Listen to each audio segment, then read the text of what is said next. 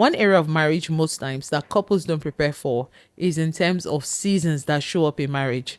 Seasons like even the fact that you are now married is a season change for you because you've never been married before. So this is a whole new experience. Then you get married as a woman, you get pregnant, then you have the children. Then of course you now want to change your career, you want to start a business, you want to relocate. All these things are seasons that come in the marriage. And one thing I have observed as a marriage counselor is that sometimes for some couples, these seasons have brought more pain for them. So I'm going to be talking about how you can navigate seasons in your marriage. I had my third child last year, August. So as of today, my baby is like 6 months plus. And I can tell you that postpartum is no fun. Postpartum is no joke. We have to prepare for it mentally and emotionally.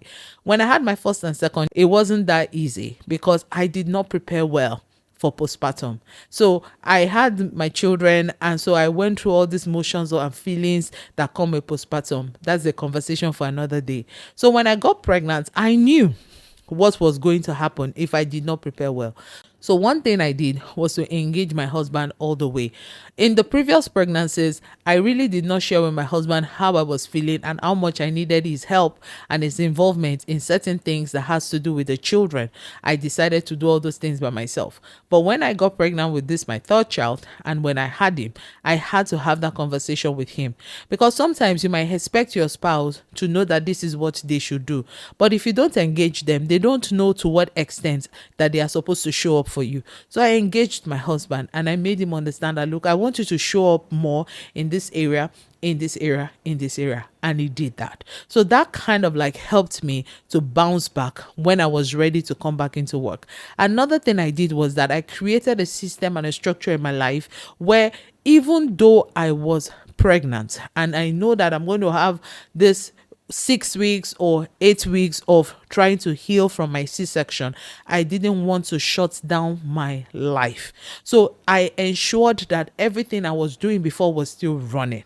There, my husband still came into the picture because we run stuffs together. So I had to engage him. Look, this has to keep running so that when I come back to work, it is not going to be that I'm starting afresh or I'm now trying to like dust myself, but rather things are already moving. So I just plug myself into it. Another thing I did was to be intentional about what I allowed to flow through my mind.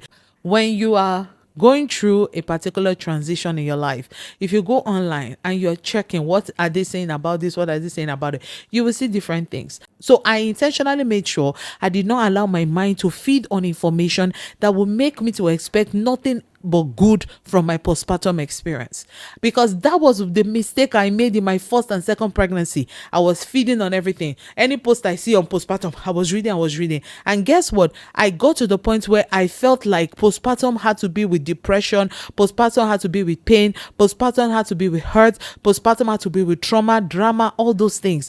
And that is not true. So I guarded my heart. I only stayed with information that helped me to bounce back. So I will read stuff that will show me as how even though I'm a nursing mother and I'm a mother of 2 toddlers, but at the same time, I can actually be productive in my life. I can have a solid walk with God, all of that. Not that because I'm pregnant and now I have children, my walk with God is suffering, my business is suffering, career is suffering, everything is suffering. It doesn't have to be. So I fed my mind with the right information and it empowered me. All right. It empowered me. Another thing I did was that I did not joke with my time with God. See, even though I couldn't pray as long as I used to because of my body was weak and tired from the whole the birth was a bit traumatic, all of that. I made sure that, look, I plugged myself into teachings, into worship, into things that will help me to stay and create that atmosphere of worship around me. I was intentional about my time with God. These were just a few things I did that helped me to navigate my postpartum to the point where I was able to bounce back to work. I was able to do things. I've had people say, oh, wow, you just gave birth and you are doing videos. You are showing up strong. You are this. I'm telling you, I prepared for this. Yes, I did. This was not the me when I had my first and second child. Now, imagine if this is the way we handle every season of our lives in marriage. How do you think our marriages will be? How do you think? which means that if you know, you already know you're going to relocate, so you need to start preparing. You know you're leaving the country to another country. Don't just sit down and say, oh, when we get there we'll figure it out. Figure it out now. Ask questions. People that have relocated, what was the experience? Know what to expect, because honestly, when you prepare, you will know how to mentally adjust to what will come your way in the marriage, because seasons will show up in marriage and you will navigate different seasons in your marriage, but how you prepare for them is what will determine the extent to which you will maximize it and how your life will keep moving irrespective of the season change. All right.